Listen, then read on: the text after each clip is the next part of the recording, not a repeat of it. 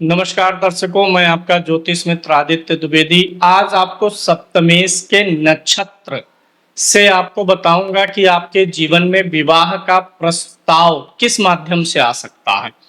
विवाह कब होगा, जीवन साथी कैसा होगा, यह विषय तो थोड़ा आसान हो जाता है, लेकिन आज हम अत्यंत रोचक चर्चा करेंगे और चर्चित सूत्रों पर बात करेंगे कि आखिर आपके जीवन में शादी का रिश्ता कौन लेकर के आ सकता है। क्या रिश्ता माता पिता लाएंगे या कोई मित्र आपको उस रिश्ते से मिलवाएगा? क्या रिश्तेदार आपके मध्यस्थ बनेंगे? क्या ऑफिस में आपसे आपके जीवन साथी की मुलाकात होगी या फिर लड़का लड़की स्वयं एक दूसरे को चुन लेंगे, यानी लव मैरिज जैसा होगा। इसका जो है हमारी जन्म कुंडली में संकेत तो मिलता है। अगर हम शास्त्र की बात करें तो डायरेक्ट शास्त्र में इस विषय पर कुछ नहीं कहा गया है। फल दीपिका, जातक पारिजात और उत्तर कलामृत, सरावली आदि ग्रंथों में कोई सीधे सीधे संकेत नहीं मिलता है, ना ही बृहद पराशर होरा शास्त्र में सीधे कोई संकेत मिलता है। तो इस विषय पर चूंकि विषय है, ज्योतिष का विषय है, तो ग्रंथों में चीजें लिखी तो गई है लेकिन डायरेक्टली ऐसा कुछ नहीं लिखा गया है। तो यहाँ पर हमने रिसर्च जो किए हैं उसको मैं आपको बताता हूँ। चैनल को आप पहले सब्सक्राइब कर लीजिए, वीडियो को लाइक कर लीजिएगा और परामर्श के लिए या फिर जो लोग ज्योतिष सीखने के इच्छुक हैं, चूंकि नया बैच प्रारंभ हो गया है, आज से पहली क्लास है, तो जो लोग सीखना चाहते हैं या परामर्श के लिए आप हमारे इस नंबर पर हमसे संपर्क कर सकते हैं। देखिए यहाँ पर जो विषय हमारा है इस पे हमने रिसर्च किया, 3-4 चीजें निकल के आते हैं। एक तो होता है सप्तम भाव, आपके विवाह का भाव होता है। सप्तम भाव में जो ग्रह बैठा है उसके माध्यम से रिश्ता आना, या जो 7वें भाव का स्वामी है वह कुंडली में कहाँ है, कैसा है, किस राशि में है, एक उसके माध्यम से बनता है। और तीसरा बनता है कि जो 7वें भाव का स्वामी है, सूत्र मैं आपको दे रहा हूं जिस विषय पे आज हम चर्चा करने वाले हैं। यहाँ पर सप्तम भाव में बैठे हुए ग्रह के विषय में हम आज चर्चा नहीं करेंगे, ना सप्तमेश जहां बैठा उसकी चर्चा। इन तीनों विषयों पर मेरा रिसर्च चल रहा है और आज मैं उस रिसर्च में से एक फैक्टर आपको यहाँ पर, एक सूत्र आपको समझा रहा हूं। क्या सूत्र है कि जो आपके 7वें भाव का कोई ना कोई ग्रह स्वामी होगा। अगर आपकी कुंडली के 7वें भाव में 1-8 नंबर की गिनती है तो मंगल स्वामी है। तो आपको देखना है कि मंगल किस ग्रह के नक्षत्र में बैठा है, यानी मंगल के नक्षत्र लॉर्ड को देखना है, नक्षत्र स्वामी को देखना है और वह कुंडली में कहाँ बैठा है। अगर मंगल स्वामी है तो मंगल के अधिपति, नक्षत्र अधिपति को देखिए। 2 और 7 नंबर की गिनती सप्तम भाव में बैठा आपके लिखा है तो आपकी कुंडली में शुक्र का जो नक्षत्र स्वामी होगा, यानी शुक्र के नक्षत्र लॉर्ड को देखना है। अगर आपके सप्तम भाव में 3 या 6 नंबर की गिनती लिखी है तो आपको देखना है कि आपका बुध किस नक्षत्र में बैठा है, यानी बुध का नक्षत्र लॉर्ड आपको लेना है। इसी प्रकार से अगर 4 नंबर की गिनती लिखी होगी 7वें भाव में तो चंद्रमा का नक्षत्र स्वामी जो भी ग्रह है उसे लेना है। 5 नंबर की गिनती लिखी हुई है तो सूर्य जिस नक्षत्र में बैठा है उस नक्षत्र का स्वामी कौन सा ग्रह है, वह कुंडली के किस भाव में बैठा है उसे लेना है। अगर 9 या 12 नंबर की गिनती लिखी है तो गुरु के नक्षत्र अधिपति को लेना है। और 10 या 11 नंबर की गिनती यानी शनि की राशि है तो आपको देखना होगा कि शनि का नक्षत्र अधिपति कौन सा है, नक्षत्र स्वामी कौन सा है, वह किस भाव में बैठा है, उसको आपको देखना है। इन्हीं ग्रहों के आधार पे फलादेश बनेगा। तब यहाँ पे सूत्र क्या बनेगा पूरा मैं बता देता हूं। 7वें भाव का स्वामी जिस नक्षत्र में बैठा है उस नक्षत्र का स्वामी ग्रह कुंडली के जिस भाव में बैठा होगा उस भाव से विचारणीय रिश्ते, विचारणीय संबंधों के माध्यम से आपके विवाह प्रस्तावक सामने आ सकते हैं। तो यहाँ पर अब आपने निकाल लिया होगा। अब मैं 12 भावों में फल आपको बता देता हूं कि अगर आपका जो भी 7वें भाव का स्वामी है वह जिसके नक्षत्र में बैठा है, अगर वह ग्रह लगन में आकर के बैठा होगा तो कहां से संभावना बनेगी आपके विवाह के प्रस्ताव के आने की।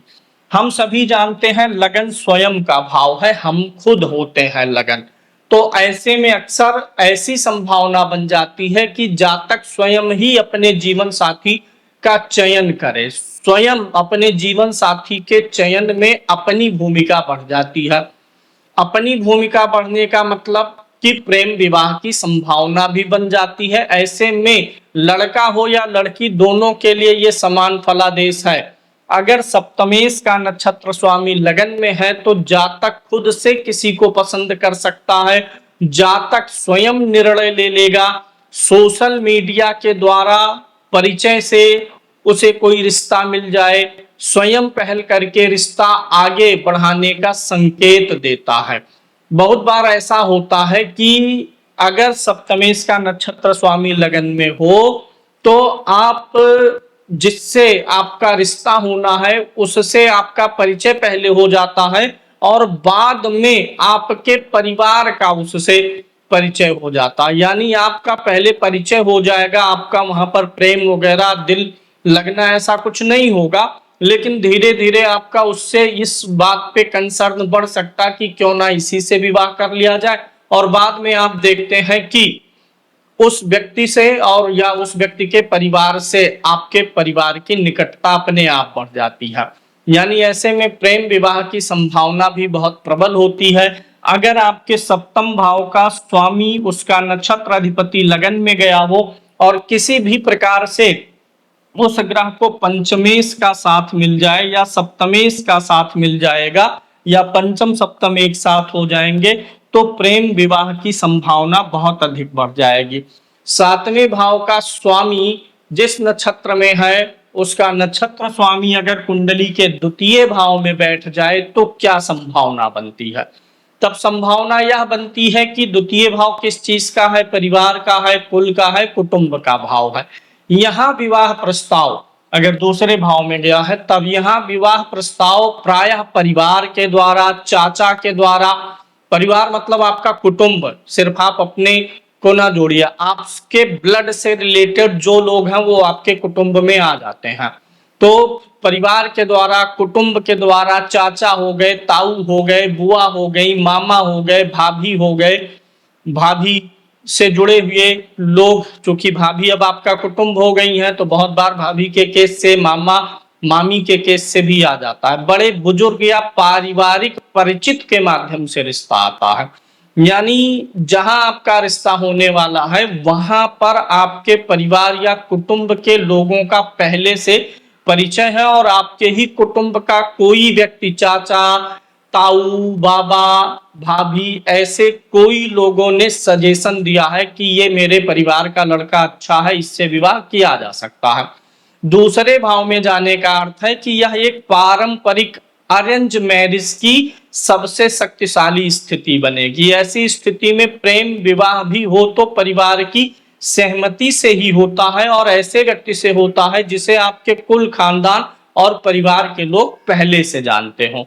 अगर सातवें भाव के नक्षत्र स्वामी की स्थिति कुंडली के तीसरे भाव में आ जाए तो तीसरा भाव किस चीज का होता है? मित्रों का होता है, संपर्क का होता है, संचार साधनों का, पड़ोसी का भाव होता है। ऐसे में रिश्ता आने की जो सबसे अधिक संभावना होती है उसमें कहीं ना कहीं आपके किसी मित्र की भूमिका हो, आपके किसी सहपाठी की भूमिका हो, पड़ोसी की भूमिका हो, सोशल मीडिया की भूमिका हो या तीसरा भाव भाई बहनों का भी भाव होता है। इसलिए भाई बहन या भाई बहनों के मित्रों के माध्यम से रिश्ता आ सकता है।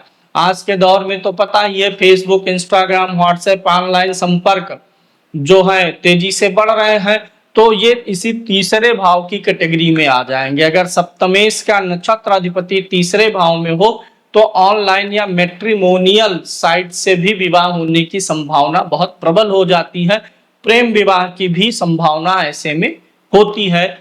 व्यक्ति प्रेम फिर उसको लव कम अरेंज में बदल करके विवाह कर सकता है। बात करते हैं अगर सप्तमेश का नक्षत्र स्वामी कुंडली के चतुर्थ भाव में आया हुआ हो तो जहां से आपका रिश्ता होना है, जहां पर वहां पर किन चीजों की भूमिका अधिक हो जाएगी? तो आप समझते हैं चतुर्थ भाव माता का है, गृहस्थ वातावरण का है, पारिवारिक निकटता का भाव है।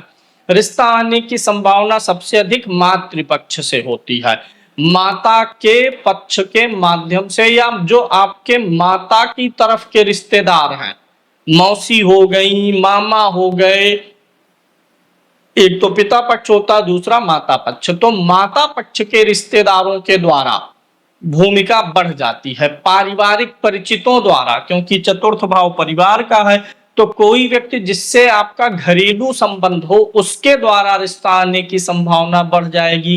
पड़ोसी के द्वारा या आपके गृह क्षेत्र में रहने वाले किसी व्यक्ति के द्वारा आपके लिए रिश्ता सजेस्ट किया जाएगा, वो व्यक्ति आपके लिए रिश्ते में भूमिका निभाएगा। अक्सर यहाँ पर अगर सप्तमेश का नक्षत्र स्वामी चौथे में होता है तो बहुत बार मैंने देखा है अपने रिसर्च के दौरान कि ऐसी जगह पर रिश्ता होता है जहां पर दोनों परिवार पहले से एक दूसरे को जानते हों। ऐसे में प्रेम विवाह की संभावना भी मध्यम स्तर की होती है। अधिकतर परिवार समर्थित विवाह ही होता है जिसे परिवार सहमति दे। अगर नक्षत्र स्वामी सप्तमेश का नक्षत्र स्वामी पंचम भाव में आकर के बैठा हो तो कहां संभावना बनती है विवाह होने की, विवाह में किस व्यक्ति की या किन चीजों की भूमिका होगी। पंचम भाव तो प्रेम का भाव है ही। अगर नक्षत्र स्वामी पंचम भाव में आके बैठा होगा तो प्रेम, आकर्षण और भावनात्मक चयन का ये भाव है, इसलिए लव मैरिज होने की सबसे प्रबल संभावना यहीं पर होती है। अगर सातवें भाव का नक्षत्र स्वामी पंचम भाव में आया हुआ है तो सबसे अधिक संभावना है कि आपका विवाह जो है प्रेम विवाह हो। रिश्ता जो है वो कॉलेज के प्रेम से शुरू हो सकता है। आपका जो जीवन साथी है वह किसी शिक्षण संस्थान में, क्योंकि शिक्षा का भी भाव ये होता है, शिक्षण संस्थान में आप लोगों की मुलाकात हुई रही हो, किसी शौक या रचनात्मक गतिविधि के दौरान आपकी मुलाकात हुई हो, या स्वयं की पसंद से आपका रिश्ता बनेगा, ये संभावना बन जाती है। दूसरी चीज यहाँ पर क्या होता है, प्रेम विवाह की संभावना सबसे अधिक प्रबल होती है यदि पंचम और सप्तम भाव का किसी प्रकार से पांचवें भाव का स्वामी और सातवें भाव का स्वामी एक दूसरे से किसी भी प्रकार से संबंधित हो जाए तो लव मैरिज ही होती है। अगर आपके सातवें भाव का जो नक्षत्र स्वामी है वो छठे भाव में आकर के बैठेगा तो आपके रिलेशन, आपके रिश्ते को पक्का करने में किन लोगों की भूमिका हो सकती है। चूंकि छठा भाव क्या है, आपके नौकरी वाला स्थान है, सेवा का क्षेत्र है, दैनिक संपर्कों का, चूंकि डेली रूटीन का भाव यही है तो दैनिक संपर्क का भी भाव यही होता है। तो रिश्ता आपका आने की सबसे अधिक संभावना बनती है जो आपके दैनिक जीवन में संपर्क के लोग हैं, आपके जो ऑफिस के सहकर्मी है जहां आप नौकरी करते हैं, या आपके साथ कोई नौकरी करने वाला पुरुष या स्त्री, उसी से आपका विवाह हो जाए, ऑफिस नेटवर्क के माध्यम से रिलेशन आपके पास आए, रिश्ता आपके पास आए, किसी सेवा क्षेत्र से जुड़े हुए व्यक्ति के माध्यम से या मामा के द्वारा रिश्ता बन सकता है, क्योंकि ये भाव छोटे मामा का भी है, माता का ये है, तो यहाँ से ये तीसरा भाव है, तो माता पक्ष से भी बन सकता है कि रिश्ता आने की संभावना दिखाई देती है। कभी कभी क्या होता है कि जब सप्तमेश छठे भाव में जाता है तो छठा भाव थोड़ा विवादों का भी होता है, तो यहाँ पर कभी कभी विवाह तय होने में प्रारंभ में विरोध या बाधा भी दिखाई देती है। विवाह की संभावना बहुत कम होती है, प्रेम विवाह की संभावना बहुत कम होती है ऐसे में जब सप्तमेश का नक्षत्र अधिपति छठे में आए। लेकिन अगर कोई व्यक्ति जो आपके कार्यस्थल से जुड़ा हुआ है उससे प्रेम है तो उससे विवाह होने की सबसे अधिक संभावना बन जाती है। अगर सप्तमेश का नक्षत्र अधिपति सप्तम भाव में बैठा हुआ हो तो क्या होगा, यह विवाह के विषय को सबसे अधिक सक्रिय बनाएगा क्योंकि विवाह के भाव में ही बैठेगा। अक्सर ऐसे में रिश्ता सीधे सीधे आपको मिल जाता है, सीधे सामने वाले पक्ष से कोई व्यक्ति आएगा अचानक और आपसे बोल देगा कि मुझे आपका लड़का या आपकी लड़की पसंद है। कई बार लड़का लड़की स्वयं एक दूसरे को पसंद करते हैं और पता चलता है उनके परिवार के लोग इस बात को जानते भी नहीं है कि लड़का लड़की खुद पसंद करते हैं और रिश्ता भी भेज देते हैं। ऐसे में लड़का लड़की की और चांदी लग जाती है। तो यहाँ पर यह स्थिति भी बनती है। पहले लड़का लड़की परिचित हो आपस में, कोई ना कोई आपका परिचित होगा, बाद में परिवार जुड़ जाएंगे और उसी व्यक्ति से आपका विवाह हो, ऐसी संभावना सबसे अधिक बनती है। अगर सप्तम भाव का नक्षत्र अधिपति सप्तम भाव में ही बैठा हो तो यह स्थिति सिर्फ ये नहीं बताती कि सीधे सामने से रिश्ता आ जाएगा या फिर आप लड़का लड़की एक दूसरे को पसंद करेंगे, फिर परिवार वाले भी एक दूसरे को सीधे पसंद कर लेंगे। यह भी बताती है कि ऐसे स्थिति में विवाह होने पर लड़का लड़की दोनों का भाग्य भी बहुत मजबूत हो जाता है। ऐसे में परिवार की पसंद के व्यक्ति से प्रेम विवाह की संभावना बनती है। यानी कोई ऐसा लड़का होगा या लड़की होगी जिसे आपका परिवार पहले से पसंद कर रहा है और उसे आप भी पसंद करते हैं, और बिना यह ओपन हुए कि आप उससे प्रेम करते हैं, प्यार करते हैं, वो विवाह तय हो जाएगा। यानी आपकी तरफ से लव रहेगा और परिवार की तरफ से बिना जानकारी के वो भी अरेंज कर देंगे, आपका बना बनाया काम बन जाता है। ऐसे में अगर सप्तमेश का नक्षत्र स्वामी अष्टम भाव में जा रहा हो तब क्या होता है? चूंकि पता है अष्टम भाव रहस्य का है, अचानक घटनाएं देने वाले का भाव होता है और परिवर्तन का होता है, अप्रत्याशित परिस्थितियों को दर्शाता है अष्टम भाव। रिश्ता आपका अचानक से फाइनल होगा। जब भी सप्तम भाव का नक्षत्र स्वामी अष्टम में जाएगा अचानक से रिश्ता फाइनल हो जाएगा। बात चल रही थी 4-5 लोगों से, बीच में कोई था ही नहीं, अचानक से उन 4 लोगों को क्रॉस करके 5वां कोई आया और अचानक से तय हो गया। जब आप अपेक्षा नहीं कर रहे होते हैं कि मेरा विवाह होने वाला है, तय होने वाला, अभी टाइम लगेगा, अभी तो बहुत बातचीत चल रही है, बन नहीं पा रहा है, अभी उम्मीद भी नहीं थी तय हो जाने की, अचानक से तय हो जाएगा। यानी बिना अपेक्षा के तय हो जाएगा। किसी गुप्त परिचित व्यक्ति के द्वारा, कोई व्यक्ति हो जो गुप्त रूप से सक्रिय हो, जो आपके नॉलेज में नहीं लगा है, वह विवाह को करा सकता है। कुटुंब के किसी रिश्तेदार की तरफ से, कुटुंब के रिश्तेदार की तरफ से, एक तो देखिए आप उन रिश्तेदारों को तो ज्यादा अच्छे से जानते हैं। यहाँ पर गुप्त इसीलिए बोला जा रहा है कि जैसे आपके भाभी मान लीजिए है, घर में आपका विवाह होना है तो भाभी के पक्ष वालों को आप जान रहे हैं, मामा के पक्ष वालों को जान रहे हैं, लेकिन आपका जो कुल खानदान है, ब्लड सर्किल है, वो थोड़ा लंबा होगा दायरा, तो उनमें से किसी का रिश्तेदार आ जाएगा। तो उनमें से जब किसी का रिश्तेदार आता है तो इतने बड़े फ्रेम में हम सबसे परिचित हों यह जरूरी नहीं होता है। तो इसीलिए कुटुंब में किसी व्यक्ति के रिश्तेदार की तरफ से आ सकता है। कोई संकट या परिवर्तन के दौरान आपके जीवन में कोई व्यक्ति सहायता किया हो, उससे के माध्यम से रिश्ता आ सकता है। जीवन में आपको कभी संकट रहा हो, पीड़ा रहा हो, तकलीफें रही हो, उसमें किसी व्यक्ति ने आपकी सहायता की, तो हो सकता है वही व्यक्ति हो जाए या उसके माध्यम से कोई आ जाए। ऐसा केस आया था, एक व्यक्ति को कोरोना हुआ था, तो कोरोना में उसको एक नर्स ने ट्रीटमेंट दिया बढ़िया अच्छा खासा, वो नर्स भी अविवाहित थी, तो बाद में उसी से विवाह हो गया। तो यही स्थितियां वहां बनी हुई थी। कई बार यह रिश्ता सामान्य परंपराओं से अलग हटके भी हो सकता है, क्योंकि अष्टम भाव सामान्य चीजों का है ही नहीं। प्रेम विवाह की संभावना बहुत कम होती है, अगर होती भी है तो चट मंगनी पट विवाह वाला होगा। इधर प्रेम होगा, उधर विवाह की बातचीत ही शुरू हो जाएगी सीधे। यानी विवाह करने के लिए ही लड़का लड़की को, लड़की लड़के को पसंद करेगा। अचानक अप्रत्याशित रूप से होने वाली घटनाएं होती हैं। अक्सर बहुत बार देखा गया है कि अगर सप्तमेश का नक्षत्र स्वामी अष्टम में जाए तो इधर देखे पसंद किए, उधर विवाह की बात, और अगर ज्यादा लंबा चलना हुआ उसमें डेटिंग फेटिंग ये सब का समय नहीं देता। यानी अगर सप्तमेश का नक्षत्र स्वामी अष्टम में हो तो अगर व्यक्ति के प्रेम संबंध होते भी हैं तो व्यक्ति उसे गोपनीय रखे रहता है, उसे उजागर नहीं करता, विवाह की इच्छा नहीं रखता है। और अगर विवाह की इच्छा होगी तो विवाह की इच्छा से ही शुरू होगा वह संबंध ही, सीधे विवाह की ही बातें होंगी।